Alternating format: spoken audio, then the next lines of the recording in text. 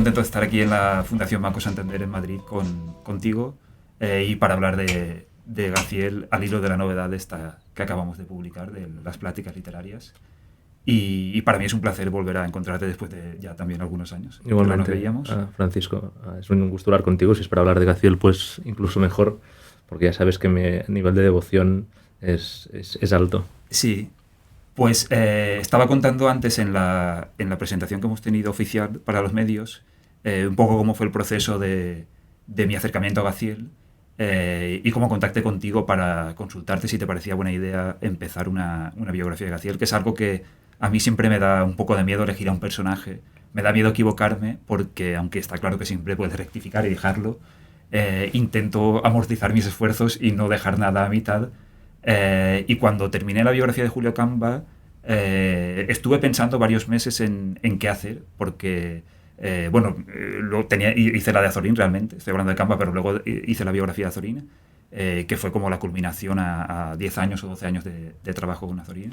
Y al terminar esa biografía, me gustó mucho el género, quise hacer otra biografía, pero quería un personaje, digamos, que no fuera tan denso, que no tuviera esa dimensión porque todo el mundo me insistía mucho, tienes que hacer la biografía de Baroja, todo el mundo es una pregunta que me persigue, y no tenía mi cuerpo entonces como para meterme con Baroja, con todo lo que eso significa y pensé en algún periodista español cuya obra yo pudiera leer y que pudiera manejar, que fuera fácil de encontrar la obra. Y ahí me apareció el nombre de Gaziel. Y tuve mis dudas si lanzarme a la piscina o no, porque... ¿Y por qué te lanzaste? Pues un poco porque hice porque pensé que la única biografía que hay de Gaziel, que tampoco es realmente una biografía, la tesis doctoral de Manuel Llanas convertida luego en monografía, pensé en primer lugar que es un libro que se publicó en el 98, pero que se hizo creo en el 95. O sea, él defendió la tesis de manera que pensaba que del 95 al 25, ya 30 años, era un periodo suficiente como para que el público demandaba una nueva biografía actualizada. Se han publicado muchas cosas durante esos 30 años. Y luego también la monografía de Manuel Llanas está en catalán. Y pensé que eso limitaba mucho su alcance. Aunque hay gente que le interesa y puede leer ese libro. Pensé que fuera de Cataluña era un libro que no se había leído. Es un libro difícil de encontrar, de hecho, hoy en día en las librerías. Y pensé que lo que yo hice con Camba podría hacerse también con Gaziel. O sea, escribir una biografía que no fuese la típica biografía definitiva, que no fuese una biografía muy densa, muy erudita, y en la que estuviese todo, pero que fuese accesible a un público. O sea, que en 200 páginas o 250 páginas, una persona de la calle que no supiese nada de Gaziel pudiera enterarse al mismo tiempo de los hitos principales de su trayectoria biográfica y también un poco conocer su obra, sin ser una monografía y sin entrar en concreto en ningún tema, digamos, específico. Y es un poco lo que estoy intentando hacer con la biografía. O sea, es un poco mi concepto de la biografía, al menos en estos momentos, es esa. No hacer un tocho de 500 páginas contando el detalle erudito del artículo de tal día de Gaziel, el artículo de tal, lo que pasó, toda la batalla editorial de sus libros, que está un poco en su epistolario. Creo que eso puede disuadir un poco al lector medio de la calle. Y, sin embargo, creo que el lector medio de la calle sí que necesita saber quién es Gaziel. Mira, yo te cuento, no sé si hemos hablado de eso. Mi primera lectura de Gaziel fue en un viaje en tren. Yo un verano iba a ver a un amigo, era un tren largo de 3 o 4 horas, y me habían recomendado Las meditaciones en el desierto, que es el diario de posguerra que él escribe cuando vive en Madrid, porque después de la guerra civil se instala en Madrid, y es el diario que cuenta, es un liberal que siente que su mundo se ha hundido y va día a día contando el proceso de degradación de su mundo vivido con mucha angustia.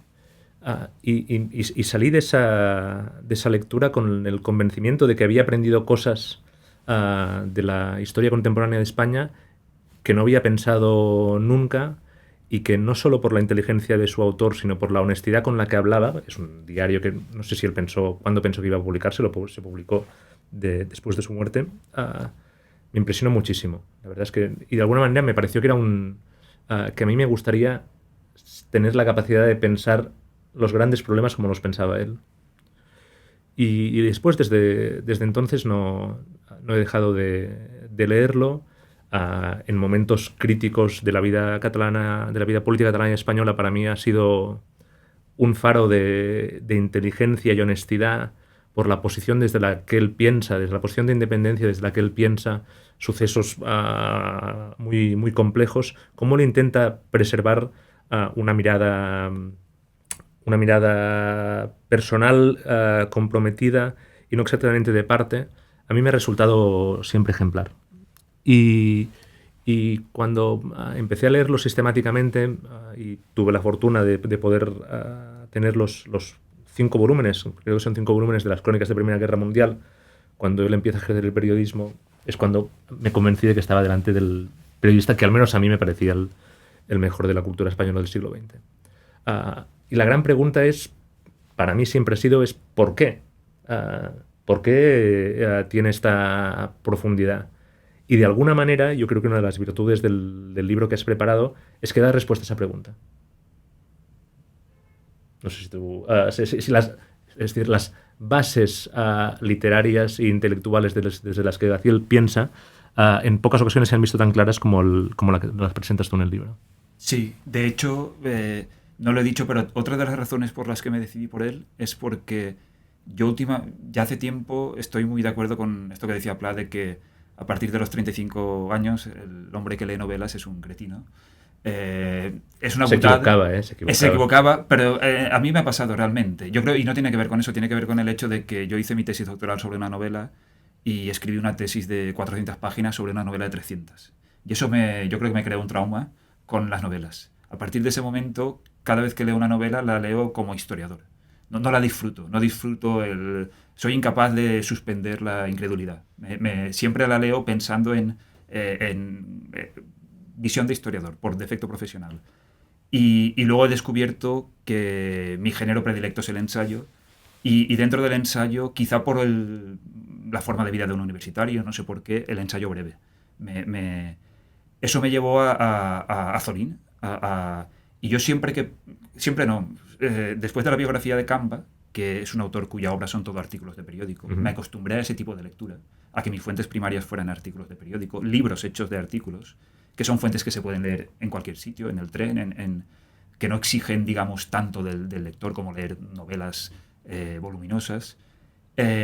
Con Azorín me supuso un esfuerzo porque sí que tuve que leer teatro, novela, y se me hizo un poco pesado. Y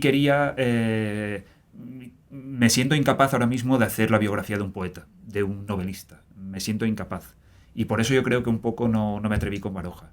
Y Gaziel me venía al pelo porque toda la obra de Gaziel, prácticamente, no toda, pero mucha obra suya es obra periodística. Yo creo que es lo mollar de su obra. Y luego los libros que tiene que no son obra periodística son muy buenos. El dietario, las memorias, me daban esa dimensión autobiográfica que para un biógrafo, como bien sabes, es fundamental tener testimonios autobiográficos de cosa que no tuve con Camba. Entonces yo pensé que por ahí iba a ser un poco más fácil la biografía de Gaziel que la de Camba, porque tenía más, siendo un autor que tampoco generaba mucha bibliografía, porque realmente no hay bibliografía secundaria mucha sobre Gaziel. Yo pensé que con sus testimonios autobiográficos, con su obra periodística y con lo que yo pudiera reconstruir del contexto de cada época, de la Primera Guerra Mundial, de la Guerra Civil, de la posguerra, del exilio en París, podría salir una biografía quizá más completa o más compleja que la de Julio Camba. Y falta ver el resultado porque eso solo lo sabré cuando la termine y la gente la juzgue y me diga si está bien o hay vacíos o hay errores. Pero esa fue una... Y yo creo que el libro como tú bien dices, los artículos de Gaziel son más que artículos. No son artículos de prensa hechos para el día. Y eso también me animó mucho. O sea, me animó leer las crónicas de la Primera Guerra Mundial. Como historiador me interesaban. Luego tu antología, Tots s'ha perdut. Creo que fueron de los primeros libros que leí. Tots s'ha perdut y Seré yo español, la antología que hizo Narcís Galorera con los artículos del Sol. Y vi que eran artículos políticos sobre el momento, pero que tenían una densidad que un biógrafo podía intentar extraer de ahí, digamos, el meollo. De manera que me resultaba fácil leer. Me fijo mucho supongo que tú también, cuando eliges un personaje para hacer una biografía, si no es un encargo, si es una elección tuya, en que la obra de ese personaje te resulte digerible. Yo al menos lo intento. Y no siempre pasa así, porque con Azorín me ha pasado un poco que... Pero yo sí que intento que no se convierta... Ya bastante tortura es hacer la biografía de alguien. No, hombre. A ver, tortura en el sentido este que decíamos antes de que ya bastante esfuerzo implica como para que encima tengas que leer cosas que no te gusten. No digo que te gusten lo que dice, sino que te suponga un esfuerzo terrible de interpretación la obra de ese autor. Yo creo que tú puedes estar de acuerdo o no con el autor, con su ideología, pero yo intento que los personajes que selecciono, su obra sea digerible. No sé si... No, sí, eso, por supuesto. No, pero cosas relacionadas con el libro que me han interesado y que me resultan en parte ejemplares. Yo ahora coordino un suplemento cultural y tengo una duda recurrente cuando leo las críticas que encargo o que me mandan los críticos del suplemento sobre el uso de la primera persona, ¿vale? La primera persona, a lo mejor el lector piensa que no me importa para nada lo que diga este señor. Y en las críticas que recopilas en el libro o los perfiles de los escritores de los que habla Gaziel, hay un uso constante de la primera persona. En algún caso porque conoció a los personajes, el caso de Maragall, porque los vio en una librería de París, creo que es el caso de Anatole France, pero incluso cuando habla de Shakespeare, en buena medida está contando su experiencia en primera persona de cómo ha visto el Rey Lear en el teatro, o cuando hace el artículo sobre Murillo, sobre cómo las veces que él ha visto los cuadros a lo largo de su vida. Y eso es, yo creo que es un recurso que en su caso funciona claramente porque sabes que está hablando alguien en primera persona a quien concedes autoridad. Porque por el tipo de práctica periodística que tiene y por el éxito que tenía como periodista, puede permitirse ese lujo que le da más entidad literaria a las crónicas que están recopiladas en el libro. Después hay algo que también tengo, es una duda que tengo recurrentemente y que el libro de alguna manera me resuelve, que es cuando un lector de periódicos lee un texto sobre literatura, sobre un libro, ¿qué le interesa? ¿Vale? Ahora tenemos 1000 maneras para evaluar qué es lo que le interesa porque tenemos esa información. Y en general lo que busca primero es que alguien a quien concede autoridad, al crítico, le diga si es bueno o malo. Eso está en los artículos que están recopilados en el libro. Si a Gaziel le ha gustado te lo dice, y si no le ha gustado argumenta por qué no y te convence. Y después la pregunta es ¿qué buscamos cuando leemos escritores que escriben sobre literatura? Si tienen que hablarnos de cómo funciona el libro del que están hablando, cómo es la obra del tipo del que están comentando su trayectoria, o están contando cosas que conectan esa literatura con nuestra vida, con nuestro campo de intereses. Y es evidente que lo que quiere el lector es que le hablen de su vida a través de los libros. No que le digan cómo funciona ese libro, sino que le hablen qué aspecto de la vida está en esa propuesta literaria. Y Gaziel lo hace de una manera muy clara. No es un crítico convencional que te esté contando las sílabas de un verso, que te esté contando las técnicas narrativas, sino que siempre lee para comprender el mundo y para comprenderse a uno mismo. Y eso, al abordar grandes figuras de la cultura occidental, porque está hablando de Goethe, está hablando de Shakespeare, está hablando de Proust, está hablando de Stendhal, está hablando de Dostoyevsky, está hablando de Tolstoy, no encuentras erudición de crítico literario, sino que encuentras a un intelectual que entiende que en la cultura puede descubrir vida y puede descubrir claves de interpretación de su tiempo. Yo creo que eso es lo que le da mayor profundidad al libro. Y lo que te comentaba antes de por qué Gaziel es tan bueno, es decir, por qué Gaziel ve lo que los otros periodistas no veían, por qué profundiza como los otros no conseguían hacerlo, es porque él piensa el presente desde una profundidad cultural filosófica que le permite ir mucho más allá.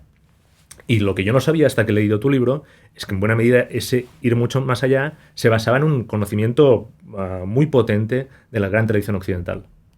Y eso es lo que le da esa capacidad de ser el intelectual liberal que se distingue de sus contemporáneos y es reconocido como una figura de prestigio por parte de escritores, por parte de políticos, por parte del público lector, que sabemos que tuvo enorme interés por sus crónicas de Primera Guerra Mundial. Y hay las raíces del periodista, las raíces del intelectual que se expresa como un periodista porque escribe artículos en el periódico, creo que aquí se ven muy claras. Sí, yo estoy de acuerdo.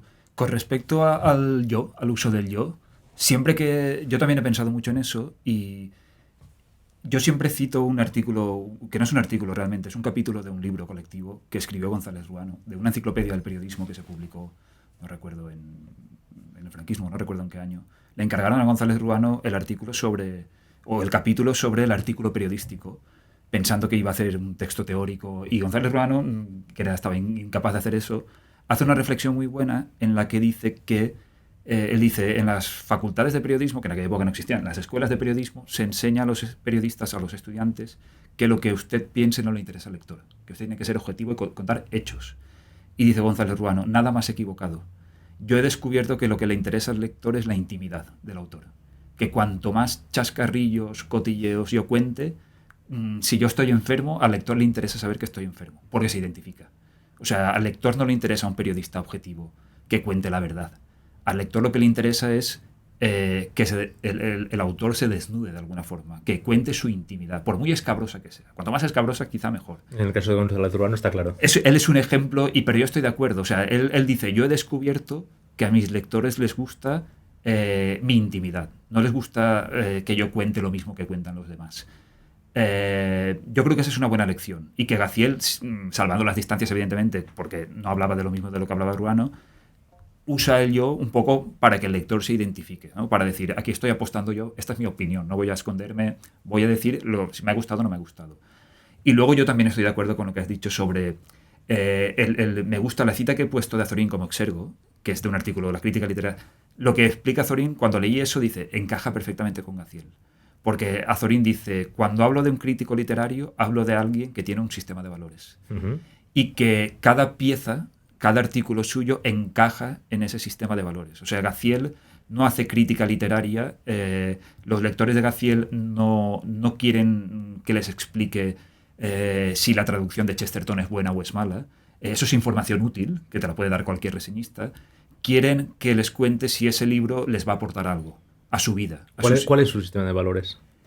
El sistema de valores de Gaziel yo diría que es, desde el punto de vista cultural,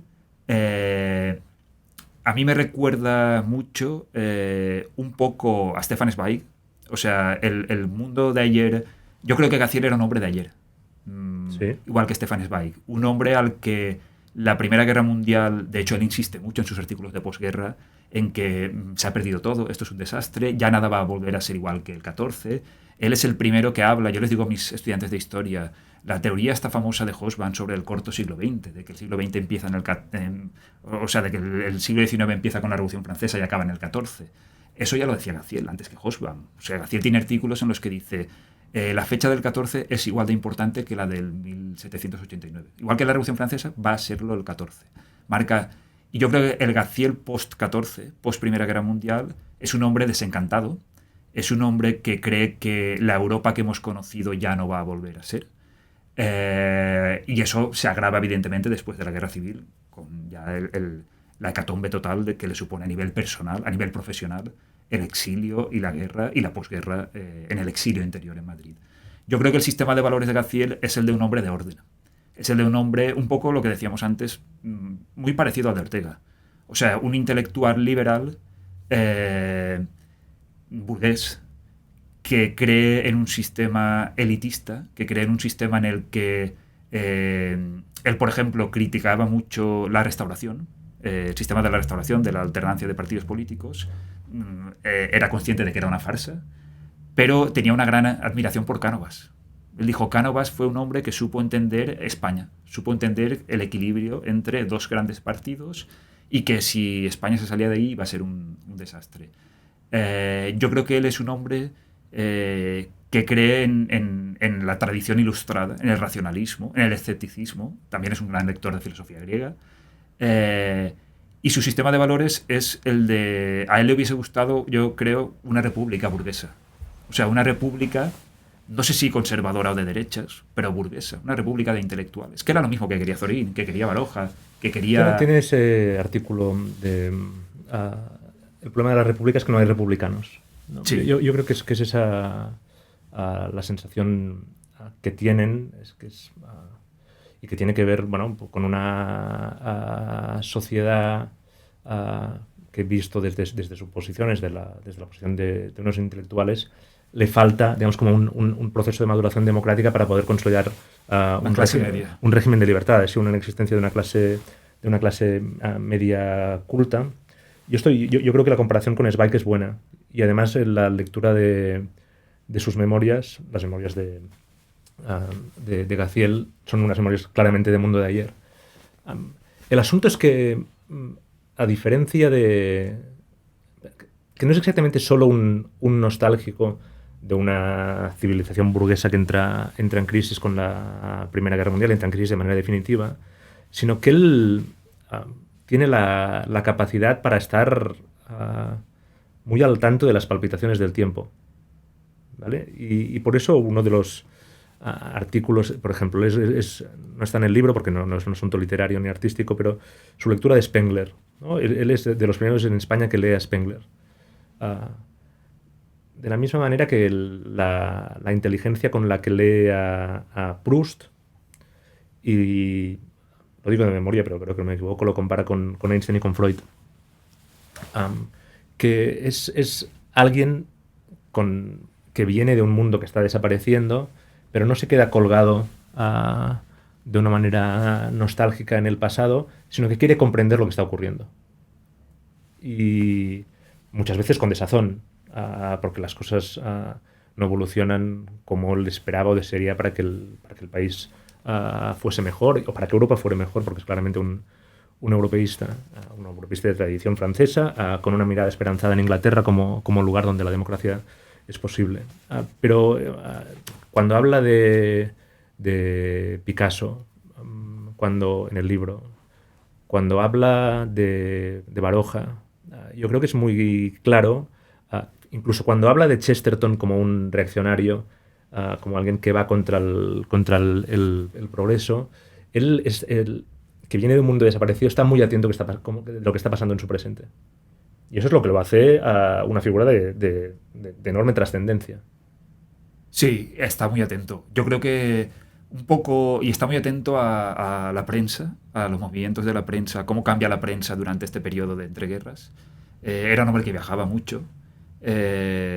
Sí, yo creo que pesa mucho en él esa nostalgia del mundo de ayer, pero también yo lo veo, no lo veo, sí que lo veo esperanzado en algunos momentos. Yo creo que cuando empieza la República, por ejemplo, claro, él sí que se ilusiona. Le dura poco la ilusión, pero él sí que se ilusiona viniendo del octubre del 34, de lo que pasa en Cataluña, que para él fue un shock.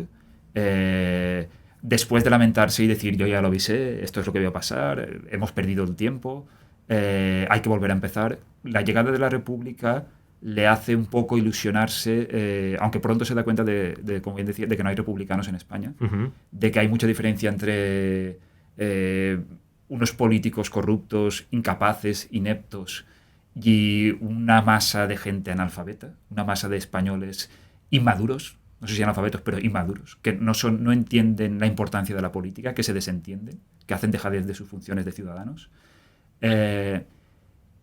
Yo creo que dentro de su sistema de valores también habría que analizar qué papel juega la democracia. Si él es un demócrata convencido, porque yo creo que él está ahí también con Ortega.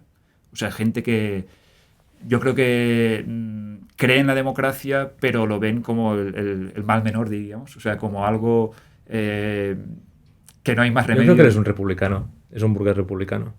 Sí, burgués republicano, pero yo creo que también tiene sus reservas con... ¿En qué momento? Yo creo que hay algún artículo en el que, más que con la democracia como sistema, porque él es indudablemente un demócrata, en cómo funciona... yo creo que hay algún artículo del periodo de entreguerras en los que él expresa sus reservas sobre la democracia. Él, cuando llega el fascismo a Italia, cuando ya empieza a asomar Hitler, el otro día leí un artículo de esta época y él avisa de que en España puede pasar eso. Cuando acaba la dictadura de Primo de Rivera. No, es que avise, la otra es... Sí, pero yo creo que el otro día leía un artículo de justo cuando acaba la dictadura de Primo de Rivera. Que él, por cierto, también la recibe con esperanza. Eso es una dictadura que ha nacido en Cataluña. Y cuando acaba la dictadura de Primo de Rivera, avisa de lo que puede pasar. Y dice, vamos a un escenario de otra dictadura o vamos a un escenario de... Ahí sí que apuesta él por la democracia. Ahí él dice, necesitamos... Y dice, pero yo no sé si estamos preparados para eso. Él viene a decir, yo no sé si en España vamos a una encrucijada cuando... eso es antes de la República. En este periodo de transición, el gobierno de Berenguer, el gobierno de Aznar, y él escribe ahí unos artículos como diciendo, cuidado con lo que está pasando en Europa, no vayamos a caer ahí, a ver qué pasa en España. No lo sé, pero... No, hay en ese momento un artículo, lo digo de memoria, no sé si el poeta y el político, el filósofo y el político, un artículo que publica en La Vanguardia 29-30, en el que se le propone al líder del catalanismo conservador, a Cambó, que se sume a la alternativa democratizadora y republicana de Ortega Gasset, y Gaciel apoya esa vía y Cambó no se suma. Y es muy crítico con esa decisión de un político que en un momento de agonía del sistema de la restauración sigue pensando que la monarquía puede ser el régimen óptimo para salir de una situación crítica, y Gaciel en ese momento ya no lo ve. Es probable que él crea que en un contexto de tensión, otra vez Ortega, entre masas y minorías, y Gaciel es inequívocamente se siente parte de las minorías selectas, y por eso escribe lo que escribe, y escribe sobre alta cultura, con la excepción del artículo de Los Quintero que está en el libro, que es un artículo curioso sobre cultura popular. Pero el lío, yo creo que su apuesta siempre, hasta el 36, donde no hay salida, es una apuesta democrática. Y es una apuesta muy meditada, de un tipo que se siente humanista, y por eso lee los clásicos como los lee, que se siente ilustrado, por eso se adscribe a la tradición intelectual francesa, y que finalmente se siente liberal. Y de lo que sí es consciente y es escéptico, yo creo que excesivamente pesimista en eso, es en la ausencia de liberales en España. Porque finalmente hay liberales progresistas y liberales conservadores que están juntos en el proyecto republicano, que sabemos que acabará mal, pero él se siente parte de ese mundo. Y es un mundo que ve en el cambio de régimen una oportunidad para la democracia. Y es verdad que no tardará en ser escéptico en el desarrollo de ese proyecto, pero incluso siendo crítico, nunca lo condena. No.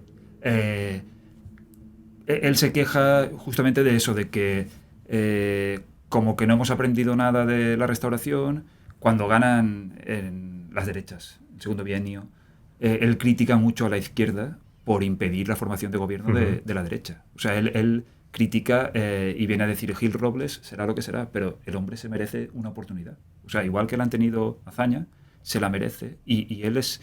Yo creo que él ahí intenta como decir, dejemos que la República tenga su propia dinámica, porque si no, vamos a acabar como acabó todo. O sea, intenta mediar un poco entre... y decir, vale, sí, seguramente se van a equivocar, pero dejémosles que se equivoquen. Igual que os han dejado vosotros, cuando él es muy crítico con hazaña, con lo que ha sido el primer bienio. Yo creo que él es un demócrata, de eso no tengo dudas, pero me interesa mucho, quizás son anteriores mis recuerdos que tengo ahora, os tenía que situar, pero yo he leído en La Vanguardia algún artículo en el periodo de entreguerras donde él sí que muestra alguna reserva sobre la democracia. No hablo de España en concreto, sino sobre la democracia en general en estos momentos después de la Primera Guerra Mundial, sobre como el peligro que avisaba Ortega de, ¿no?, la aparición de las muchedumbres, cuidado, no pasemos de una oligarquía a que aquí ya todo barra libre, todo vale.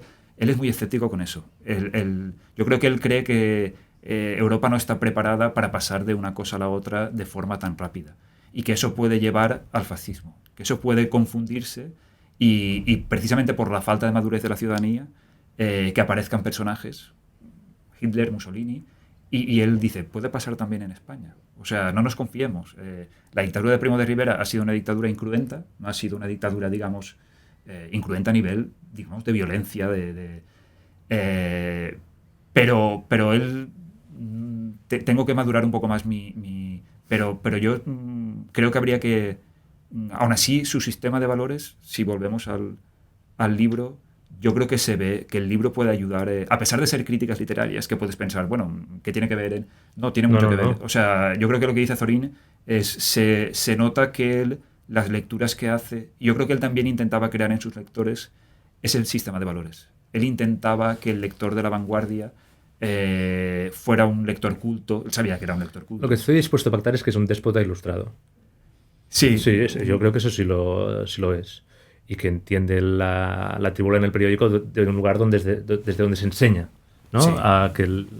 Bueno, él lo dice. Él dice en una serie de artículos que dedica a la prensa en La Vanguardia, que llevan como una serie del oficio de escritor, no recuerdo ahora. Él dice, la prensa es el instrumento pedagógico fundamental. En el primer tercio del siglo XX, él dice, la prensa española tiene que llegar donde no llega el colegio. O sea, donde no llegan las escuelas, los institutos, debe de llegar donde no llega la universidad, debe de llegar la prensa. Él creía mucho en el potencial de la prensa y, de hecho, yo creo su insistencia como oráculo político, como prescriptor también, sí, claro. cultural, de lecturas. Yo creo que, no sé si incluso exageraba, si pensaba él que tenía una idea de que como La Vanguardia era un gran periódico europeo y que todo el mundo estaba pendiente de lo que decía La Vanguardia y luego a lo mejor en la práctica no era tanto así. Pero yo creo que él sí que estaba muy convencido de que el periódico tenía un papel fundamental y lo que he dicho antes. Y él, de hecho, yo creo que pensaba que era, a veces en el periódico había textos muy buenos, o sea, textos de un nivel literario, cultural, que la gente no valoraba lo suficientemente. No se daba cuenta de que los mejores escritores de España, al ver que sus libros no se vendían, porque él reflexiona también mucho sobre el tema de que, decía, han buscado refugio en el único sitio donde se les paga, que es en el periódico. Lo que pasa es que esa obra luego queda un poco olvidada en la hemeroteca. Es decir, es un esfuerzo que luego no... Y hay mucha descompensación entre un artículo de Ortega y luego las secciones de política internacional, que son todo, vivimos de lo que dice la agencia, no sé cuál, la agencia que hemos contratado, información de tercera mano. Yo creo que un déspota ilustrado es buena definición. Sí. O sea, un hombre, eso, elitista para lo bueno y para lo malo. En el sentido bueno de la palabra y en el sentido malo también de que eso a veces te olvidas un poco del lector común, de la gente que no tiene tu cultura, tu nivel, sin despreciarles, pero es un poco, yo en eso me suena mucho a Azorín y a Eugenio d'Ars. O sea, el pensar, vamos a ser exigentes con el lector. Si por el camino se pierde gente, mala suerte, pero yo voy a intentar, mi marca va a ser esta prosa francesa, ¿no? Que decía Pla también, decía, Gaziel es un autor, es un sage, ¿no? Decía Pla, es un sabio, es un hombre que sabe que su prosa es de un estilo, ¿no? La voluta que decía Pla, el estilo castellano, la frase que termina con cola de pescado. Es así. O sea, es un autor que yo creo que es... su sistema de valores es que tu prosa tiene que tener un nivel exigente con el lector, que tú también te lo exiges a ti mismo. Sí, sobre todo tiene que ser elegante.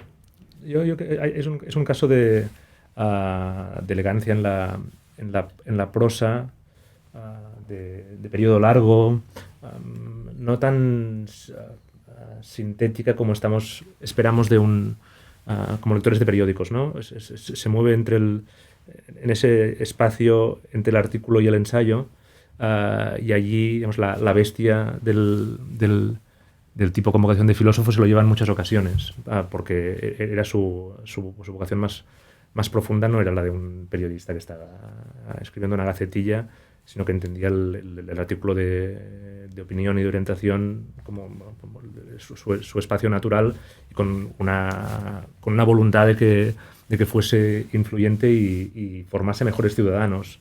En este sentido, los artículos que tú antologas, yo creo que son un claro ejemplo de ello.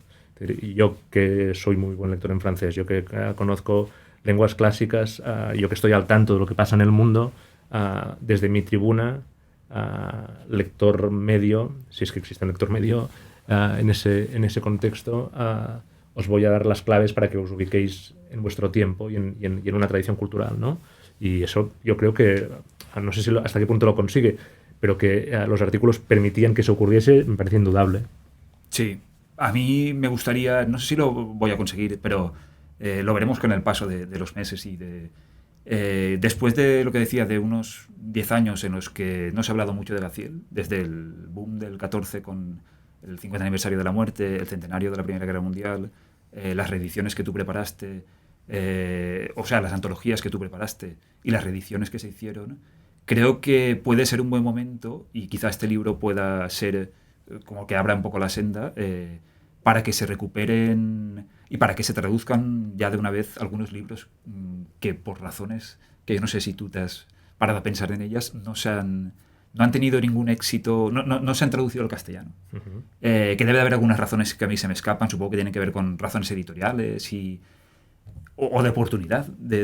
Y que creo que hasta que no se traduzcan al castellano, el lector en español no terminará de conocer bien la figura de Gaziel, porque la obra periodística te acerca a un Gaziel, al Gaziel intelectual, pero para conocer un poco a la persona, el trasfondo del escritor, necesitas leer Diario de un estudiante en París, que sí que está traducido, pero el dietario y las memorias. Ya no te hablo del libro sobre San Feliu, que también estaría bien leer un poco para conocer el contexto, que es otro libro que tampoco existe en castellano. Pero yo me he preguntado también en qué momento... ayer leía yo en el tren un artículo de Xavier Pericay que escribió en Revista de Libros, hablando sobre la necesidad de traducir a Gaziel al castellano. Y acababa el artículo, que es un artículo en el que comentaba las novedades estas del 13-14, y acababa el artículo diciendo que alguna editorial debería de animarse a publicar las obras completas de Gaziel en castellano. Yo cuando leí, Difícil. me salió una sonrisa como diciendo, sí, y además él explicaba cuál debía de ser el programa y tal. Pues debía de estar los libros que Gaziel publicó en castellano, las 5 tomos sobre las crónicas, y decía él, deberíamos de incluir además las traducciones de los libros que todavía no han salido. En aquella época no se había traducido Meditaciones en el Desert, y yo pensaba, bueno, el criterio es un poco... mezclas un poco dos cosas distintas, yo lo entiendo, pero pensaba, esto sí ya lo veía difícil en el año 15 cuando lo publicó, hoy en día lo veo no imposible, pero siempre me he preguntado por qué lo que se ha hecho con Chávez Nogales, ¿no? La cajita está tan bonita con... Pero tú estás tú allí para conseguirlo. Sí, a ver, yo... igual tú crees a veces que hay cosas imposibles y luego todo, pero para eso hay que crear primero un clima favorable, ¿no? O sea, Estamos trabajando en ello. Exactamente, hay que crear como una expectación en los editores, hay que hacerles ver que ahí hay un autor que, por decirlo, una editorial trabaja por un rendimiento económico, no nos engañemos, o sea, no... Y hay que hacerles ver que ellos van a poder ganar dinero y van a ayudar a redescubrir a un autor que puede ser el mejor periodista español del siglo XX, como tú has dicho. Es decir, ¿por qué el mejor periodista español del siglo XX no tiene sus memorias traducidas al castellano? ¿Por qué es imposible editar 5 volúmenes? O quizá una selección con la obra escogida de Gaziel. No te digo la obra completa, que quizás es demasiado. Unas obras escogidas de Gaziel. Pues no lo sé. Habría que buscar algún editor que se anime. Yo creo que a mí me gustaría, no sé si... Pero sí, vamos a intentarlo. Vamos a intentar que pase algo parecido al fenómeno Chávez Nogales, al fenómeno Camba, salvando las distancias. Pero yo no lo veo imposible porque con Camba hace 10 años tampoco lo reeditaba nadie. Y empecé yo escribiendo prologuitos y haciendo antologías y luego ha salido en la Fundación José Antonio Castro, que es como... Y el año que viene saldrá una antología mía de Camba en cátedra, en letras hispánicas. Que eso ya es como decir... Ya hemos llegado al techo, ya está en el canon, aquí ya me jubilo yo ya con el tema de Camba, ya no... Pues me gustaría también, y lo he pensado, ¿y por qué no está? Estar en esta colección ya es un hito importante, y yo creo que hay otras colecciones míticas de la literatura española que yo me he preguntado, ¿y por qué en la colección de cátedra no hay un Gaziel? Un Gaziel. O sea, hay un Pla, que fíjate si ha tardado Pla en entrar en esa colección, y ha entrado hace un par de años, 2 o 3 años. Gaziel merecería, viendo otros nombres que hay en esa colección, con todos mis respetos, yo digo, ¿por qué si abrimos... hay muchas colecciones que se están abriendo al periodismo. Están incorporando al periodismo, lo que decía antes, como un género literario tan digno como cualquier otro. Y han empezado, pues eso, pues a lo mejor con Pla, con Queiro, Chávez Nogales, evidentemente. Y yo creo que Gaziel es un autor que por la calidad de su prosa, por la extensión de su obra... podría tener perfectamente un volumen de estos que sirviera para darlo a conocer. No sé tú si lo ves o lo ves. Sí, no, llevo muchos años pensando, leyéndolo, pensando que que esos años, ese periodo 1436, tiene a pocos intérpretes tan lúcidos, y ya no es solo como testimonio de una época, sino que la inteligencia que hay en esa obra periodística sigue interpelando a un lector de hoy interesado para saber cómo funciona el mundo y cuál es nuestro país con su complejidad. Y, por tanto, creo que tardaremos más o tardaremos menos, pero situarlo en el canon de la Edad de Plata, eso es algo que vamos a conseguir.